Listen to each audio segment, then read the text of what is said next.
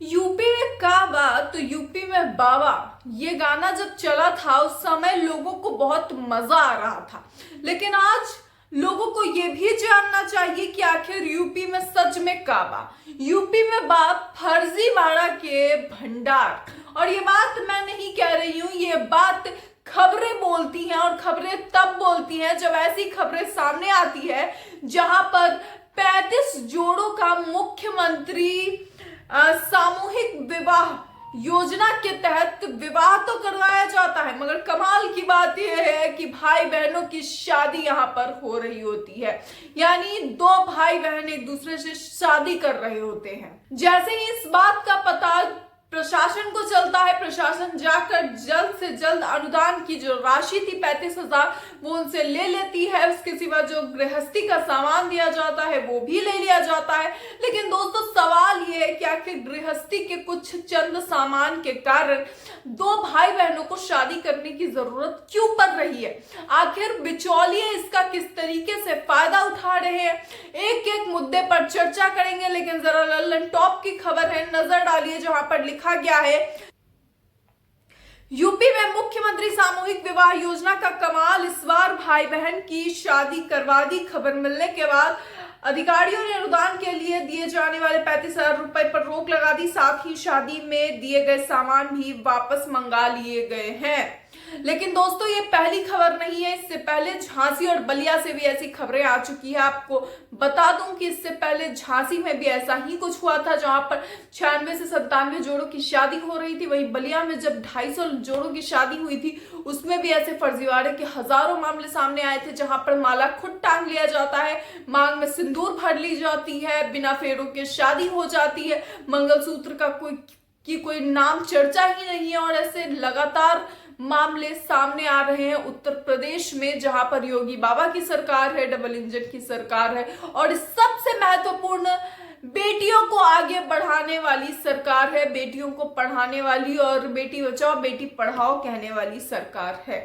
पूरी खबर में क्या है जरा नजर डालिए। उत्तर प्रदेश की मुख्यमंत्री सामूहिक विवाह योजना एक बार फिर गलत वजहों से चर्चा में है। इस बार चर्चा का विषय योजना के तहत भाई और बहन की शादी है। महाराजगंज जिले में इस योजना के नाम पर फर्जीवाड़े का मामला सामने आया है। आरोप है कि शादी के बाद मिलने वाले पैसों और गृहस्थी के सामान के लालच में बिचौलियों ने भाई और बहन के बीच फेरे लगवा दिए। खबर मिलने पर अधिकारियों ने उनसे शादी का सामान वापस मंगा लिया। अनुदान के रूप में दिए जाने वाले 35,000 रुपए पर भी रोक लगा दी गई है।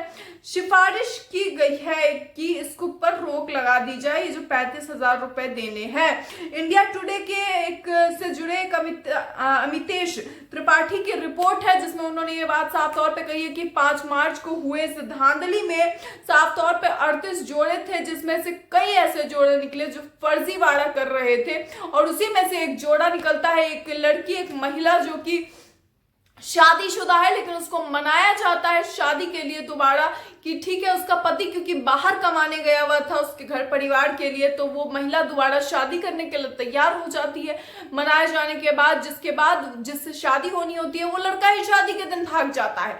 उसके बाद उसकी भाई से ही उसकी शादी करवाने के लिए तैयार हो जाते हैं ये लोग कि चलो भैया सामान तो मिल ही रहा है, पैसे मिल ही रहे हैं। जिसके बाद ये सब कुछ जब खुलकर सामने आता है तो फर्जीवाड़े की रिपोर्ट लिखवाई जाती है। हालांकि जांच पड़ताल के बाद डीएम ने कहा है कि किसी तरह का कोई भी हम खुलासा कर पाएंगे, किसी तरह की कोई कंफर्मेशन दे पाएंगे। और इसे लेकर आखिर मामले में लक्ष्मीपुर के बीडीओ अमित मिश्रा ने क्या कहा है वो भी सुनिए। बोलते हैं 5 मार्च को हुए सामूहिक विवाह समारोह में फर्जी तरीके से एक महिला की शादी उसके भाई से ही कराने का मामला सामने आया है। शुरुआती जांच के बाद दिए गए सारे सामान वापस मंगा लिए गए हैं। अनुदान पर रोक की भी सिफारिश की गई है। मामले की पूरी जांच कराई जाएगी, जो दोषी होंगे उनके खिलाफ कार्यवाही की जाएगी, ये बात कहा गया है। डीएम अनुनय झा ने साफ तौर पे इसे कह दिया है कि 7 फेरे को लेकर फिलहाल कोई शिकायत दर्ज नहीं हुई है भाई बहनों को लेकर के, इसलिए अभी हम इस पर जांच पड़ताल करेंगे, उसके बाद ही कोई बात पता चलेगी। लेकिन झांसी का फर्जीवाड़ा भी आपको बता दूं दोस्तों, 96 जोड़ों की शादी हुई थी बुंदेलखंड महाविद्यालय में, जहां पर इसमें कई ऐसे फर्जी जोड़े निकले थे जो कि भाई बहन थे। कोई मतलब गले में माला खुद से पहन रहा है तो कोई जबरदस्ती पहना रहा है। इस तरह के लगातार मामले सामने आए थे। बलिया से भी फर्जीवाड़ा के मामले सामने आए थे, जहां 25 जनवरी को 537 जोड़ों ने शादी की थी। 537 जोड़ों ने शादी की थी और इसमें से दर्जनों जोड़े नकली निकल गए थे। दोस्तों, नकली जोड़े जब निकलते हैं तो बीजेपी को इस पर जवाब देना चाहिए कि उनकी डबल इंजन की सरकार में क्या इस तरीके से मुख्यमंत्री योजना के तहत ये शादियां करवाई जा रही हैं? क्या इसी तरीके से इनके भाई बहनों की शादियां करवाने में लगे हुए हैं ये लोग? क्या इस तरीके का फर्जीवाड़ा हो रहा है? इस फर्जीवाड़े को लेकर प्रधानमंत्री, ना सही प्रधानमंत्री तो खैर किसी बात पे नहीं कहते हैं, लेकिन योगी आदित्यनाथ को अपनी राय जरूर बतानी चाहिए। खैर, इसे लेकर आपकी क्या राय है? आप भी अपनी राय कमेंट बॉक्स में जरूर बताएं। ऐसी और खबरों के लिए देखते रहिए पीसीआर।